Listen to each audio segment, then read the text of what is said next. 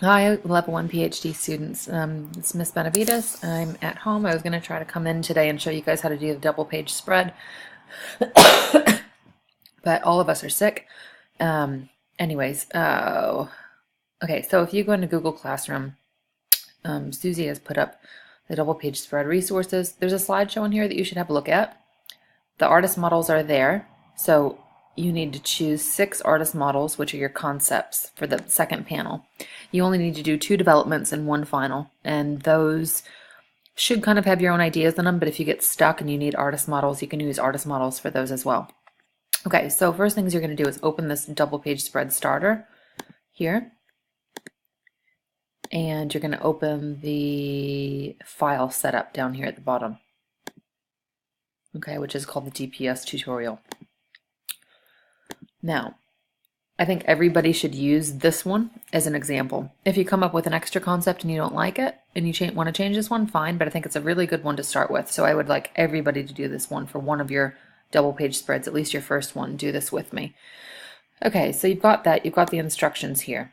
Okay, so you need to make a new document in Photoshop, 195 by 135. If you open it, go to Photoshop. We'll go File, New.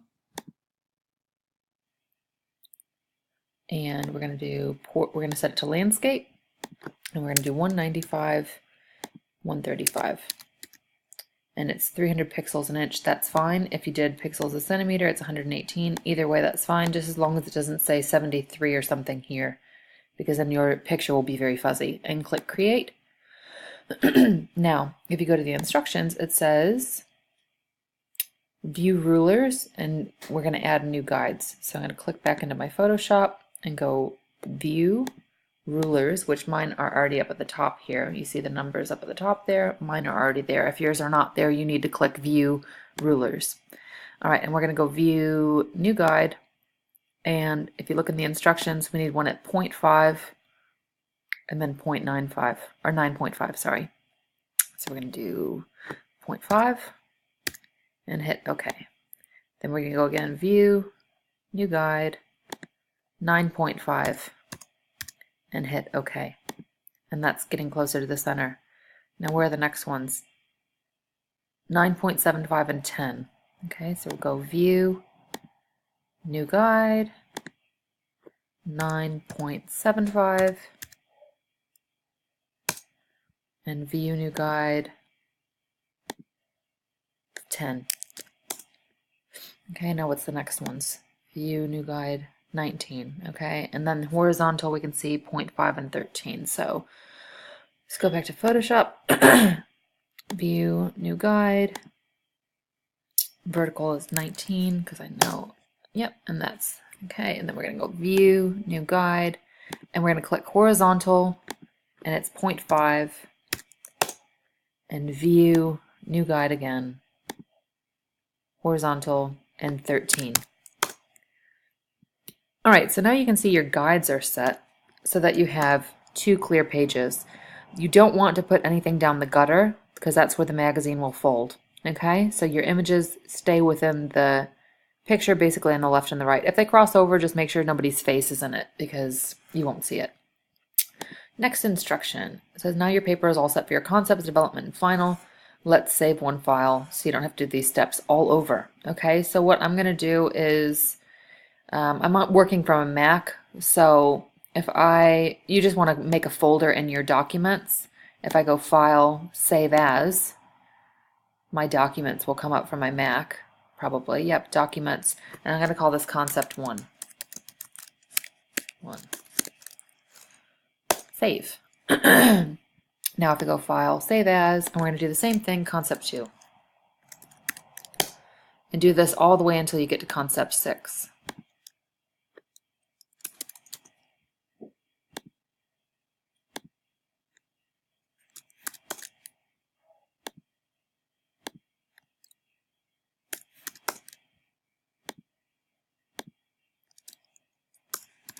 Okay, now I've done concepts 1 through 6. I should have made a folder in my documents. If I go in here, I'll go into my documents and I will have 6 concepts saved. Oh my god, my documents are out of control. Okay, so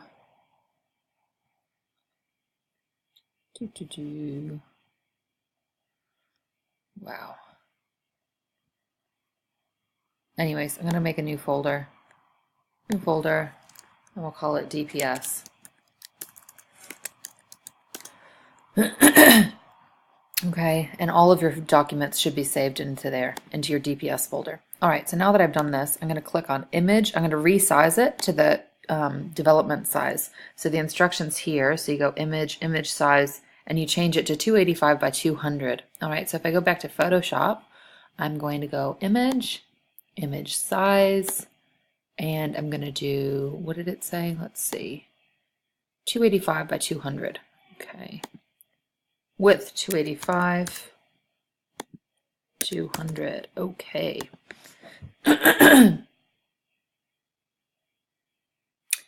Now you can go control minus so that you're at the right size, and we're going to go file, save as, and this one's going to be development, or we can just do dev 1.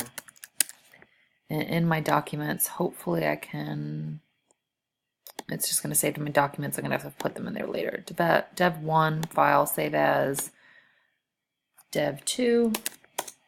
And then for your final, the size is 420 by 297. So we're going to go back to there, and we're going to go image, image size, 420 by 297, which is the same size as an A3 sheet of paper. Click OK, and then do file, save as for your final. Oh, baby's crying. Back. If you do control minus, whoops, what's happening here? Control minus should get you so that you can see your final on the screen. And then we go file, save as, and this is going to be final in your documents. Okay, so now you've got your files all set up. So I'm going to close this one out. We don't want to work on this one. We're going to go file, open. And we're going to open concept 1. I'm going to search in here because my files are crazy. Cool, here we go. Open, and there we go. All right, so now if I click back over to the starter image, if you download this, and then you're just going to copy this over to your first double page spread, we can get started. Okay, so if I go like this, open it. On a computer, it's slightly different. You might have to copy and paste. I'm just going to see how it works on my Mac. If I go edit, oops, will it let me copy it? Yep, copy, and then I'm going to go into Photoshop and control V or paste, and it's a perfect match, perfect size, and everything's there.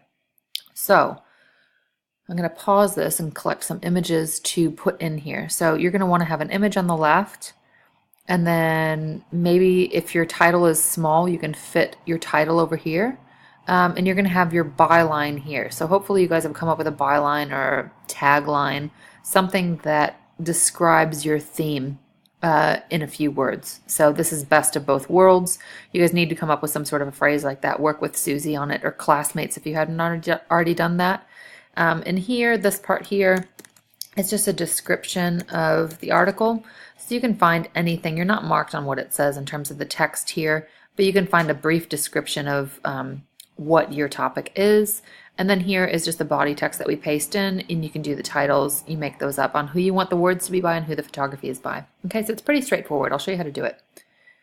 So I have found my image that I'm going to use, and it's over here. I'm just going to see if it'll let me just drag it over. No, I'm going to have to go edit, copy, and then over here edit, paste, or control V, control T to resize. Hold the shift button down on the corner so that when you resize it doesn't lose its crispness. Oh, that one works all right. Now, because this is just an example one, I just took this photo off the internet. Now, you guys cannot do that because that is plagiarism, but I'm just using this as an example. I'm not trying to make any money off of it, so. And I'm not claiming it as my own. All right, so I kind of just tweaked that a little bit, but I thought that photo works pretty good. Now, what I'm going to do is I'm going to make it invisible, and I'm going to take the rectangle shape tool, and I'm going to draw a rectangle around it. If you want to, you can keep your image black and white, or make your image black and white. Your image can also, baby talking. You can make it color. It's totally up to you. So I think I'm going to make this maybe a red color. That's way too red.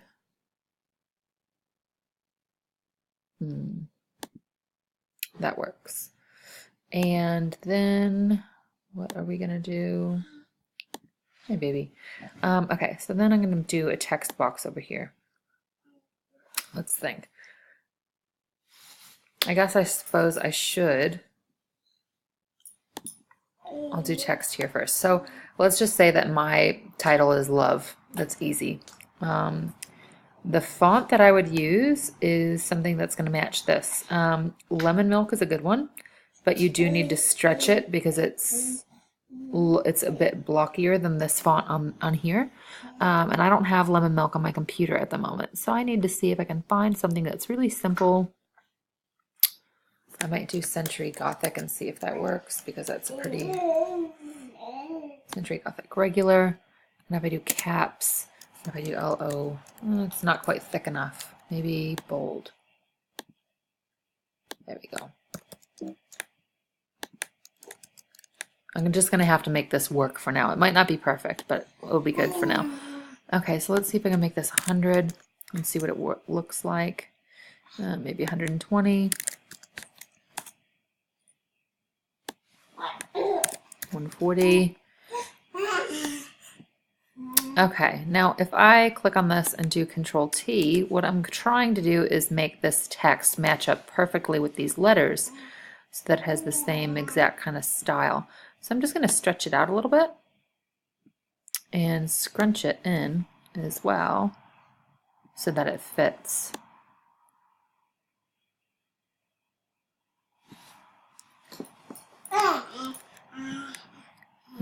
Okay, let's see, that looks pretty good to me. Okay, so I've got LO, and then I'm going to do another text box down here, and it's not letting me because my text box is too big. Okay, let's try going down here and just click, and we're going to do VE, and we're going to do the same thing again. We're going to bring it over to match up with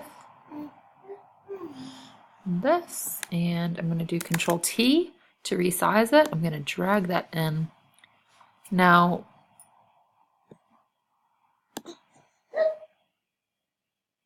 that looks pretty good to me.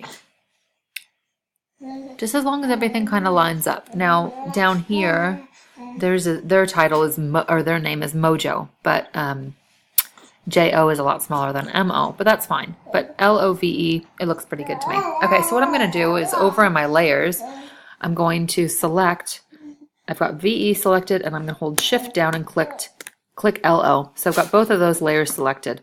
Now if I go to,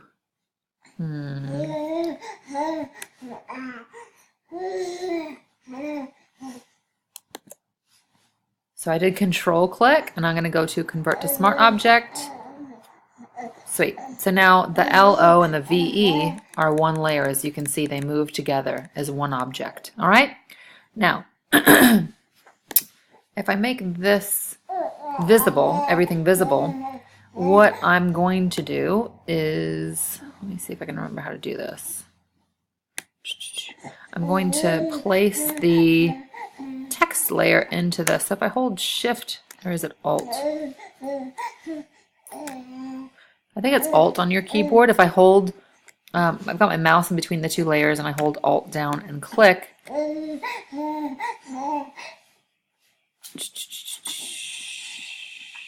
It's not working now.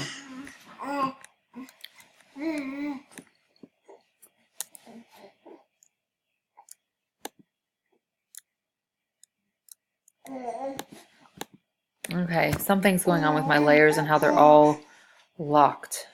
They're all checkered. Let me see. Anyways, that should work. If you guys try it at school, just ignore that mine isn't working, which is pretty silly.